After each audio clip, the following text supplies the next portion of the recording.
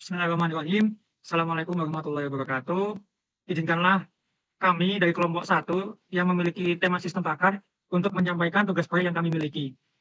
Kami memiliki tugas proyek berjudul Sistem Pakar Identifikasi Penyakit pada Tanaman Jagung menggunakan metode CTNT Vector. Dan anggota tim yaitu Alifia Amalia Zara dengan NIM 287, Fadilan Pratama dengan NIM 304, dan Diki Kurniawan dengan NIM 294. Silakan, dari oleh teman saya.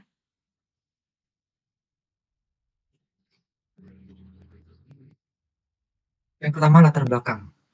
Penyakit pada tanaman jagung dapat menimbulkan kerugian yang signifikan bagi petani dan industri pertanian. Dalam beberapa tahun terakhir, penyebaran penyakit pada tanaman jagung telah meningkat, sehingga diperlukan sistem yang efektif untuk mendeteksi dan mengidentifikasi penyakit tersebut.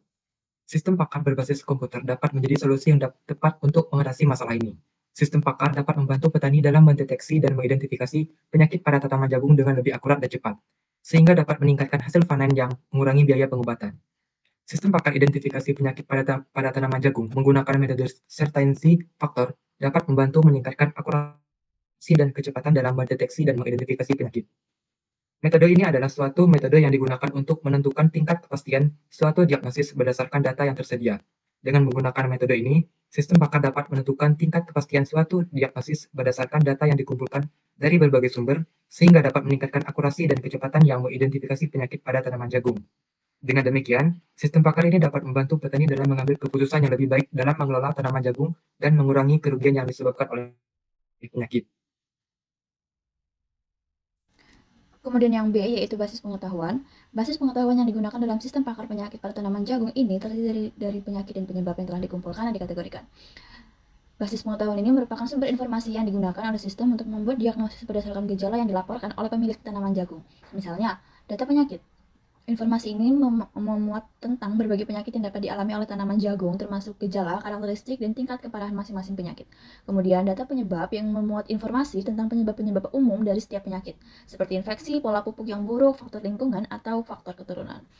Kemudian untuk representasi pengetahuan ada sebagai berikut, tabel 1 yaitu kode dan nama gejala. Di sebelah kiri terdapat kode gejala yang dimulai dari G01 sampai dengan G020 dengan nama gejala sebagai berikut. Kemudian tabel 2 yaitu kode atau nama penyakit dengan kode penyakit sebagai berikut yang dimulai dari P001 sampai dengan P007 dan kemudian diikuti dengan nama penyakitnya. Dan tabel ketiga yaitu hubungan gejala dan penyakit yaitu sebagai berikut. Dan kemudian keempat yaitu tabel 4 atau rule yaitu if pertumbuhan daun menggulung and daun terinfeksi berwarna klorotik and tampak ada tepung putih dan penyakit bulai. Kemudian if biji rusak dan daun busuk and daun dikelilingi warna coklat and bibit layu dan mati dalam waktu 3-4 minggu dan penyakit bercak daun. Kemudian yang ketiga yaitu if terdapat serbuk warna kuning kecoklatan and daun tampak kering and pembengkakan pada tongkol dan penyakit karat daun. Kemudian yang keempat if bercak melebar pada pelepah dan daun and adanya seklorotia berbentuk butiran warna putih and bercak kecil berbentuk oval, memanjang berbentuk elips dan berkembang menjadi klorotil, dan hawar daun. Kemudian yang kelima yaitu if biji membengkak, if terbentuknya kelenjar pada biji, if terdapat cendawa putih hingga kehitaman pada biji, dan gosong bengkak. Kemudian yang keenam, if tanaman tampak layu atau seluruh daun kering, if tongkol yang terserang menjadi busuk sebagian atau seluruhnya, dan busuk batang. Kemudian if terdapat bercak berwarna coklat, if bercak berwarna muda memanjang, berbentuk kumparan, dan busuk pelepah.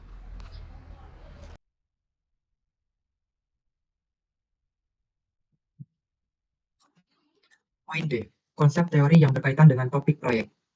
Yang pertama ada sistem pakar. Menurut Budi Harto dan Soehartono 2016, sistem pakar adalah bagian dari beberapa domain masalah dalam AI yang menggunakan pengetahuan dan prosedur inferensi untuk memecahkan masalah yang kompleks dan memerlukan keahlian khusus.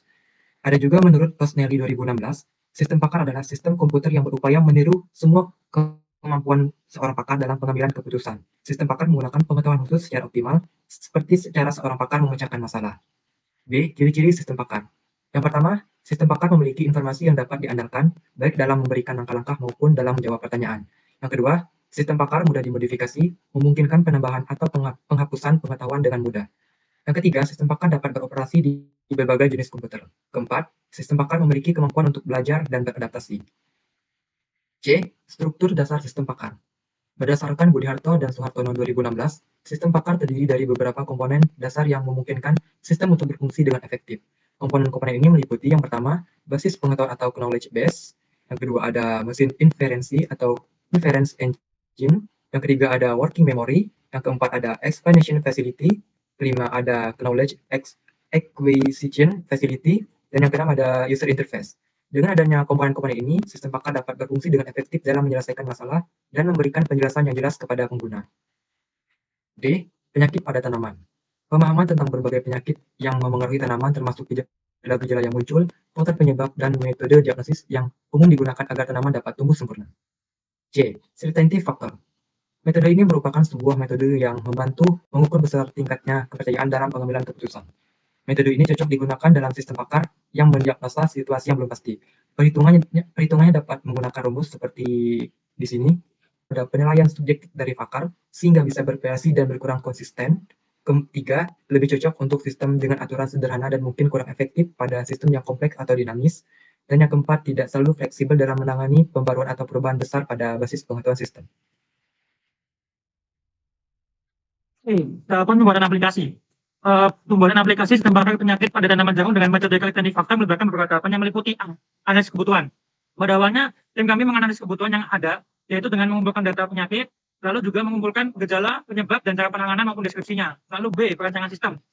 Di sini ada yang pertama ada use case diagram. Use case diagram adalah salah satu jenis diagram yang digunakan untuk menggambarkan interaksi antara pengguna aktor dengan sistem dalam konteks tertentu. Di dalam gambar kita bisa melihat user melakukan sign in, lalu dia input ke diagnosa penyakit, lalu dia langsung memanggil data gejala maupun data penyakit. Lanjut bawahnya, yaitu adalah activity diagram. Dimulai dari user melakukan sign in, kemudian sistem akan membuat form sign in.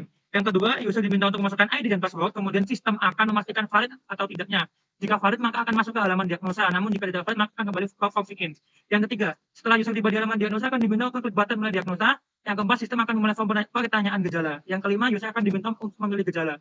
Jika gejala yang dimasukkan lebih dari satu, maka sistem akan kembali ke form pertanyaan gejala. Jika gejala sudah cukup, maka dapat langsung mengklik button selesai.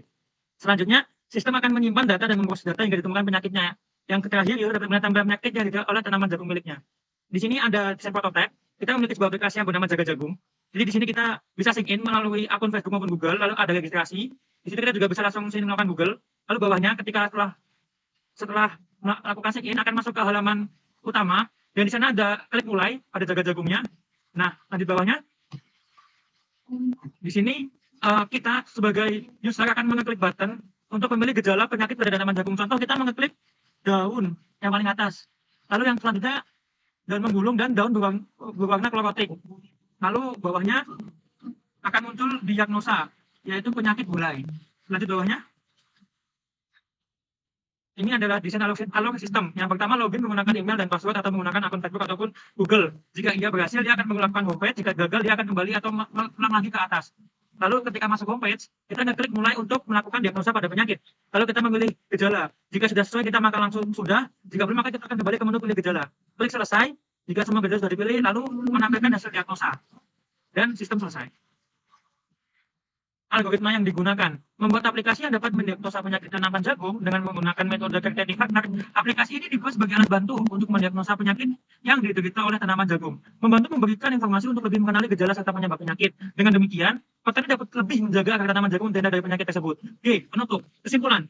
Berdasarkan penjelasan yang tertera pada bab sebelumnya, maka dapat disimpulkan sistem pakar penyakit tanaman jagung dengan metode teknik fakta merupakan solusi yang efektif dalam mendiagnosa penyakit pada tanaman jagung. Dengan penelitian sistem pakar ini, pemilik tanaman jagung dapat mendapatkan informasi yang akurat dan rekomendasi perawatan yang tepat untuk menjaga kesehatan dan kesuburan tanaman jagung mereka. B. Saran. Berdasarkan penelitian yang telah dilakukan dan penjelasan dan isi serta kesimpulan, maka peneliti berharap rancangan sistem pakar pengembangan aplikasi berbasis mobile ini dapat bermanfaat. Saran terhadap penelitian bisa langsung disampaikan pada kelompok kami. Mungkin itu saja yang bisa kelompok kami sampaikan. Mohon maaf. Wassalamualaikum warahmatullahi wabarakatuh.